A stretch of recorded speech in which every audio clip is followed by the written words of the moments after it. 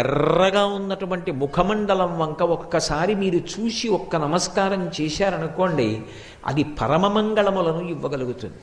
రెండు, హనుమ యొక్క ఉపాసనలో ఉన్నటువంటి అత్యద్భుతమైన విషయం, ప్రతిరోజు హనుమ యొక్క ముఖాన్ని ఎవరు చూస్తారో, ఎవరు ఆయనకి నమస్కారం చేస్తారో అటువంటి వారి యొక్క అజ్ఞానము తొలగిపోతుంది.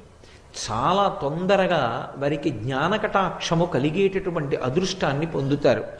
ఎందుచేత అంటే ఆయన భర్గస్వరూపుడై ఉంటాడు అని పరాశర సంహితలో ఆయన యొక్క ఉపాసన రహస్యాన్ని చెప్తారు. భర్గుడు అజ్ఞానాన్ని తీసివేయగలిగినటువంటి స్వరూపం. గాయత్రీ మంత్రంలో బీజాక్షరానికి అధిదేవత. అటువంటి భర్గస్వరూపుడైనటువంటి హనుమ యొక్క ముఖాన్ని, ఆయన యొక్క రూపాన్ని ఎవరు చూస్తారో వారికి మంగళము